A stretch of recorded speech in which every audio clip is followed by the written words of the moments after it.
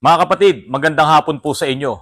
Ang Autorans po, nakilala po kami sa pagsiset up po ng mga off-road vehicle.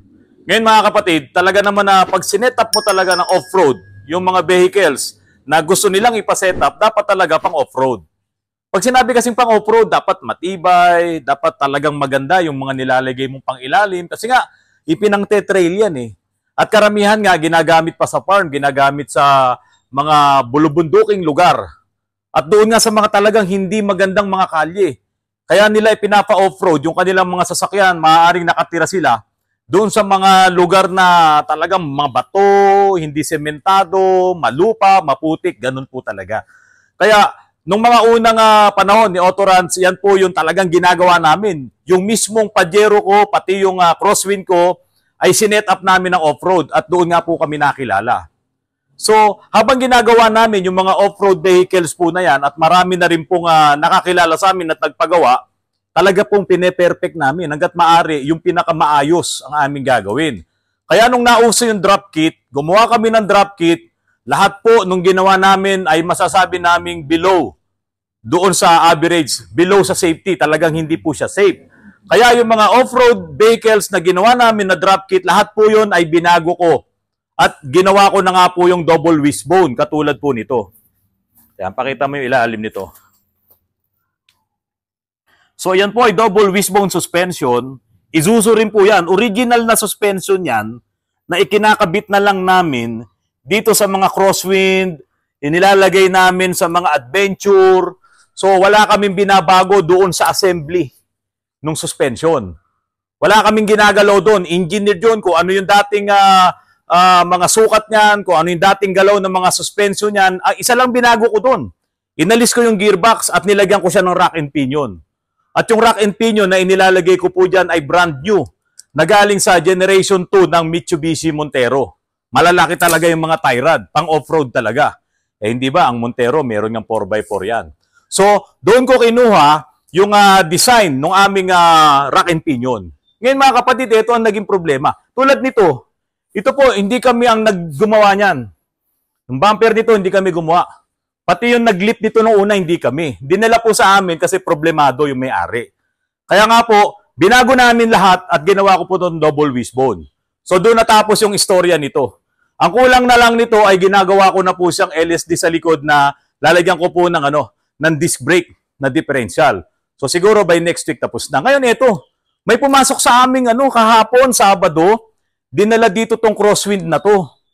Talagang ngayon ko lang nakita, ngayon ko lang na-inspection, ito po ay setup na marder. Marder na setup. Parang gano'n, ano ba? Paano ba to ron? Marder setup o setup na marder? Kasi dapat pag setup maganda. Sinet up mo nga eh. Ito set down, marder pa. At napakadelikado. Ipapakita ko po sa inyo, nako mga kapatid, kung kayo po ay magbabalak mag-DIY, body lift lang, mga ganun lang, maraming kayang gawin to eh. Pero kaya ko po ito ibablog, itong crosswind na to na dinala sa amin, ay para po makita nyo yung epekto ng maling setup. Ito po masasabi nating mali kasi may mga na-damage. Yung buong body, bumaluktot dahil doon sa maling setup. Body po walang bangga ito. Pero yung body niya, yung fender niya gumanon. Yung buong body sa harapan, bumaluktot dahil sa maling setup. Ito po, hihimayin natin itong crosswind na to kung ano yung mga mali na ginawa po dito na hindi nyo po dapat pamarisan. Una po sa lahat, ang reklamo nung may-ari nitong crosswind na to, ito na, itong na-marder na crosswind, ay maingay. Pag tumatakbo, yung dow bumper ay sumasayad sa body. Nakita kagad talaga namin nun, nakasayad yung kabilang portion ng bumper sa fender at dito naman ay maluwag. So sabi ko kay Mark, yung aming fabricator, sabi ko wala doon ng problema, nandito yung problema. Hindi sir, sabi niya may space dito. Hindi, nandito problema, hanapin nyo. Kaya nung tinignan namin, ito yung sumasayad sa bumper. Ito yung bumper niya. Ayan o. Sumasayad to doon sa left side, pero sa right side walang sayad. Sa unang tingin, nakala mo, wala dito yung problema. Pero nandito daw yung problema. Okay, mamaya malalaman nyo. Nandito kasama ko yung aking expert sa body lift. Pero ito mga kapatid, kaya isa pang maingay ito at hindi stable At maingay yung bumper kasi tignan nyo naman yung ginamit na brackets dito sa bumper. Yan lang yung ginamit sa bracket. Ayan. Ano na nga matatanggal na nga oh. Kaya mo bang i-close up? Ayan oh. Na, matatanggal na yan oh. Oh. Ngayon mga kapatid, ito yung gawa naming bumper. Hindi ko po sinasabing magaling kami ha. Kaya lang, sa dami na po ng ginawa namin, talagang ito, reject po yan. Ito po yung ginawa namin bumper. Talagang may bakal sa dyan. Tapos talagang makapal yung aming bracket. Ayan. Saka ito po makapal. Makapal na yero to. Pakinggan nyo tunog ha. Ito, pakinggan nyo tunog nito.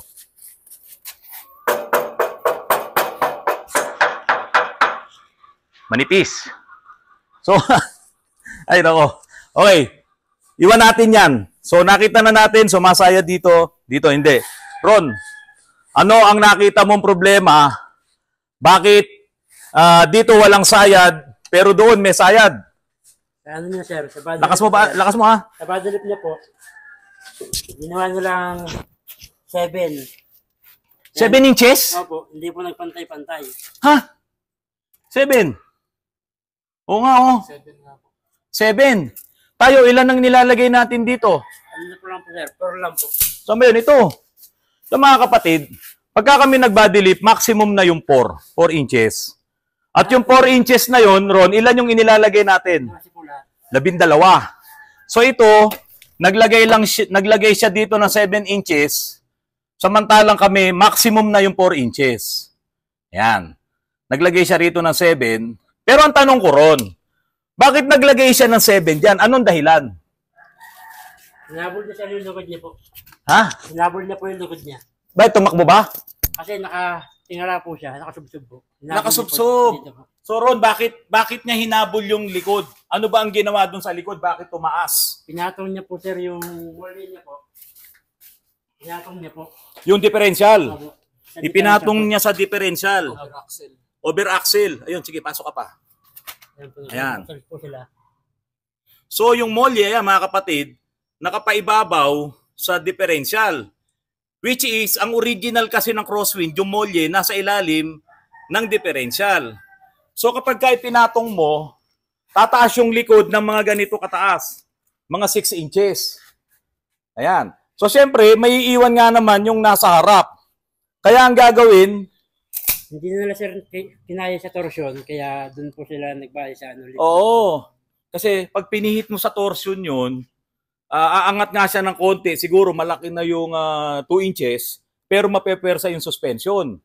Mawawala sa camber. Buti sana lahat, sir, kung ganyan po lahat ginawa, 6 inches. Kung naglagay siya ng 6 inches, napakadelikado nun, Ron. Delikado po, pero Oo. ito, sir, ginawa nila 7 inches. Oh, At dito, 4 lang po. dito naglagay sila 4. So dito 7, tapos dito naglagay sila ng 4. Nagpatong lang po.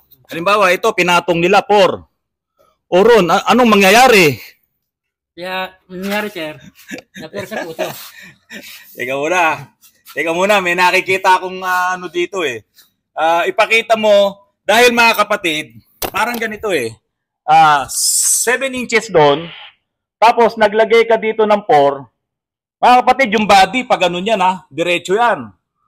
Diretso. Pero naglagay siya dito ng 7, naglagay dito ng 4, ang tendency gaganon yung pepersahin. Pepersahin niya yung body. Pero diretso dapat eh. Eto na. Dahil sa napuwersa yung body, mga kapatid, ito po ang nangyari. Huwag mo nga harangan yung ilaw ding. Sarento. Dito mo videohan, yung hindi maharangan yung ilaw. Kita ba? Kita, Sarento? Ayan, kita. Opo. Ito yung space. Opo. Ayan mga kapatid, ito po ay bracket ng body. Ito. Lahat ng crosswind meron yan. Kahit mga adventure, lahat ng mga AUV, lahat ng sasakyan na body. Ito po bracket niya yan. Humiwalay sa body. Ayan po, humiwalay. Bakit humiwalay? Kasi po, napuwersa. Ito kasing harapan, tumingal lang ganun. Parang gumanyan na po, sir. Oo. Parang ganito, gumanon. Ayan. So, napuwersa, humiwalay ito, natanggal sa pagkaka-welding to, ito pa. Hindi natin to napansin kahapon. Tignan nyo to mga kapatid, oh. Ito nagdikit. Dito maluwag. Dito nagdikit. Hindi na mabuksan ng pinto. Ayan pa, oh. Nalukot. Ito umuntog na doon. Bakit? Kasi po ito, diretso dapat yan, gumanon. Umangat doon kasi nga sa haba nung nilagay nilang lip blocks doon. Ito po nangyari. Ayan. Kaya pala, Ron, hindi sumasayad dito. Hindi po. Kaya pala hindi sumasayad dito. Natanggal na po kasi yung bracket doon. Natanggal. So ito, umangat to. Hindi na sumasayad dito. Hindi na po. Kaya Ako. mahingi rin po siya. Eh, ikaw ba, tatanungin kita, yung bang ganyan na gawa, yan ba safe? Hindi na po, sir. Pwede yan, sir, pang display po. Pan-display? Paano na may di-display yan? Eh? Pang display lang po. Pang ano lang po, sir. Pang ganyan lang po. Pero Hindi. kung patakbo, sir, hindi na pwede. So ito, off sa road. Off lang po talaga, off. Off sa road to, kasi hindi mo talaga to pwedeng ipang off-road yan. Pang off-road mo, ilang kaldagan lang yan, baka matanggal na to eh. Baka mauna po yung kaha. Baka mauna yung kaha. Biro mo naman yung nilagay na yun, no? Hindi po tama yun, mga kapatid. Kaya nga po kami, iniwasan na namin yung mga drop kit na yan. Kasi nga po, delikado talaga. Biro mo, da-drop kit ka, tataas yung likod, i-over axle mo dun sa differential yung molye. Siyempre, susubsub yan. Pag subsub niyan, pipihit ka sa torsion, magloloko na suspension mo. Yun yung sinasabi nung iba dyan na bumubuka-buka ka daw. Kung sino ka man, alam mo yun. Ngayon, dahil sa tumaas yung likod, alam nyo ba kung ano epekto sa makina nun? Yung makina susubsub din. Iwanan po. Ay, lumalim. Lumalim, saka sumubsob na ganun. Ngayon, pag nagsusukat ka ngayon ng oil, doon sa dipstick, ang makina mo nakaganon, hindi ka ngayon makasukat ng tama. Kasi dumadami yung oil, kasi nakaganon eh. Oh. Yung oil pan mo tatagilid. Kaya nilagay ko na nga yung aming level. Tignan nyo po yung level nandun, oh. Ayan. Mga kapatid, oh. Ito yung ibabaw. Tignan nyo, ito yung, yung level natin. Yan, yung bula. Kung pantay ang makina, halos karamihan ng makina, pantay dapat yan, hindi nakasubsob. O ayan, oh. Yan dapat yung pantay. Pero dahil sa mali na nga yung trabaho nito, yung body lang ang itiningala nila, yun namang engine, hindi natingala dahil nga yung likod ay umangat, ayan ang nangyari. Sumubsob. Kaya ito, tuwing susukatin mo ang langis nito, Ron, tignan mo ngayon. Tignan mo, ang daming langis niyan.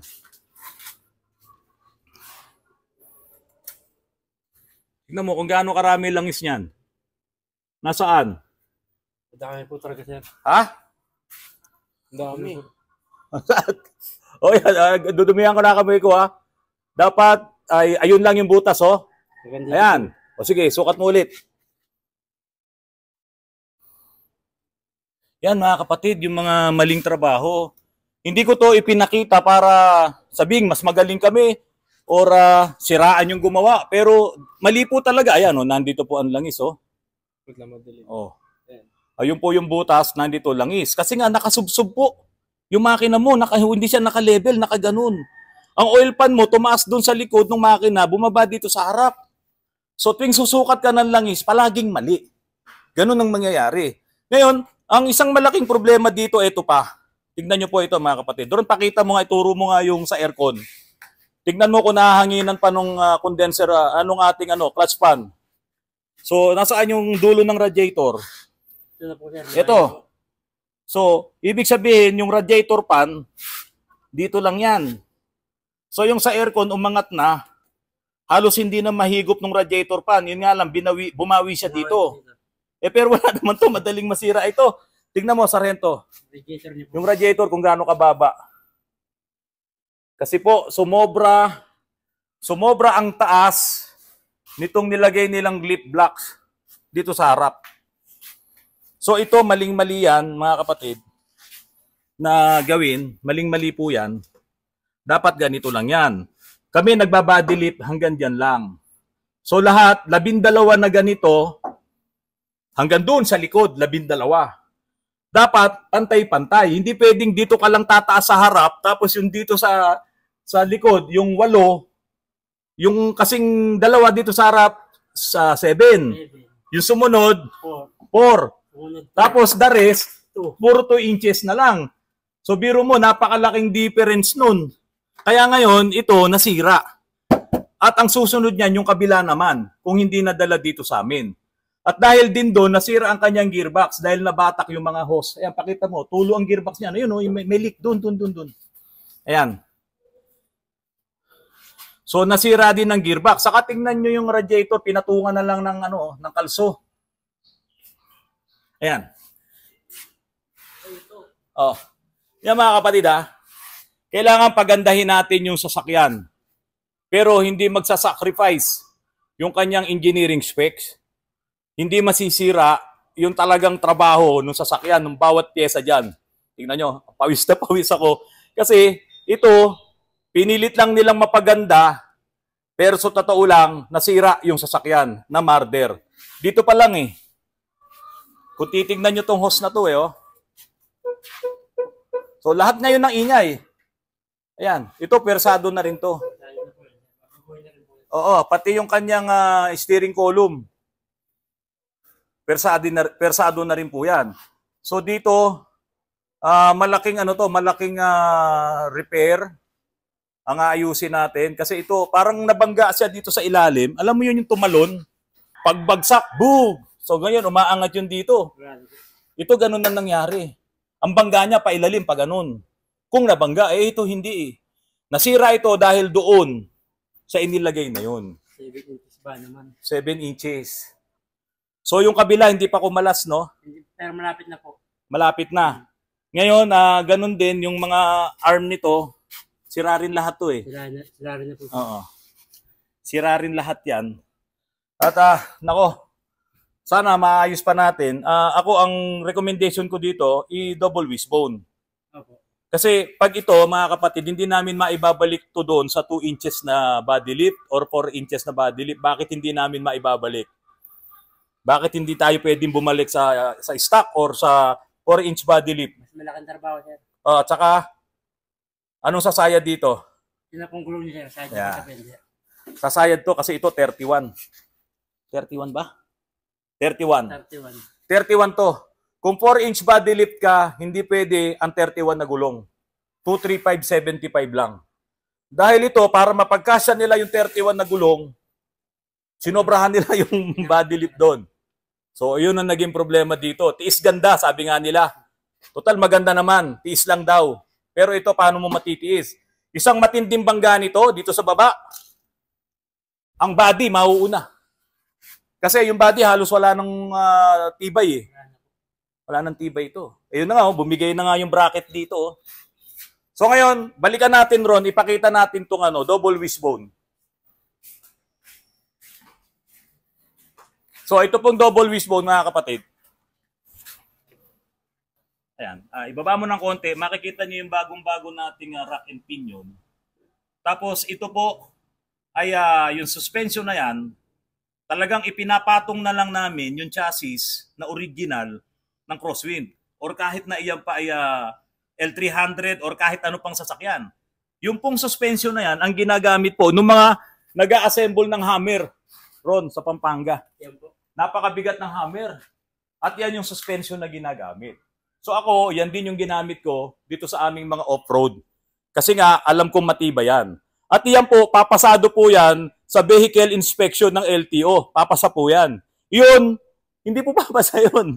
Sa ilalim pa lang, pagkita mo pa lang, makikita kagad ng vehicle inspection. Bakit to? Ba't kumalas ang body nito?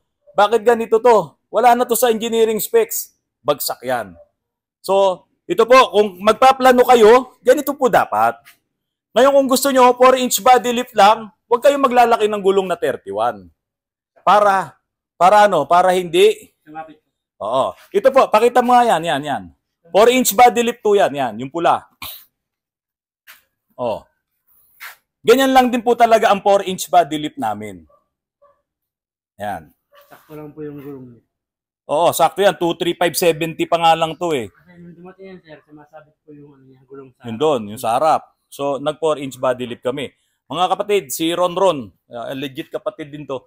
Sila yung in charge ko diyan sa pagbabody lift ng lahat ng mga sasakyan namin dito. Talagang alam niya na yan at marami na rin siyang nagawang mga ganito rin. Kasama niya si Engineer Tolitz.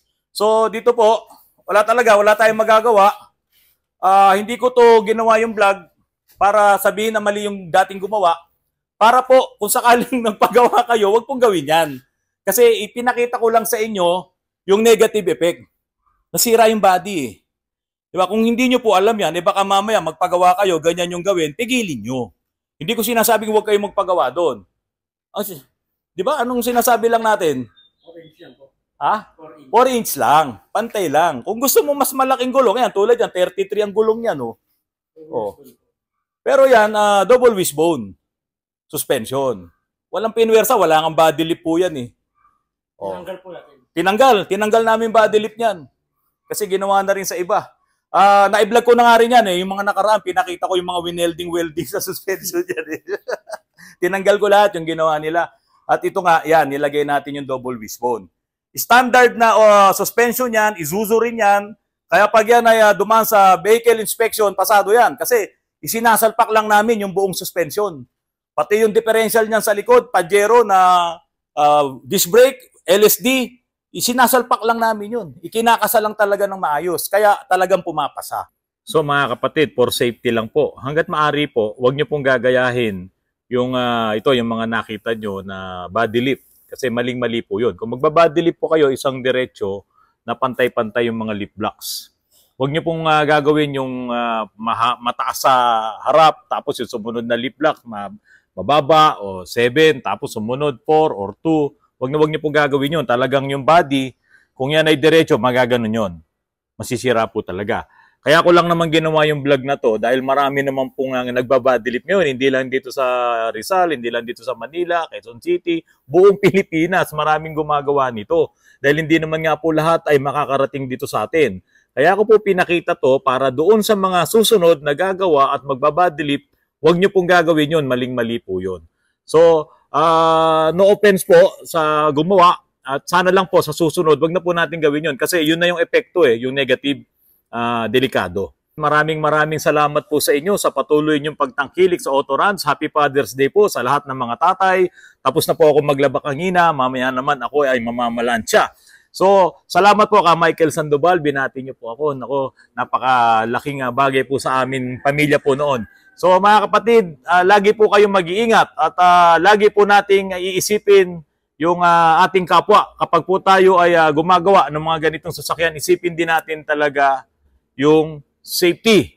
So ang word po ngayon, yung word na pinaka-the best na narinig ko sa araw na to, yung babakbakin.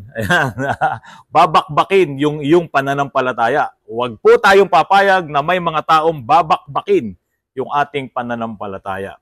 Mga kapatid, maraming salamat po at magandang gabi po sa inyong lahat.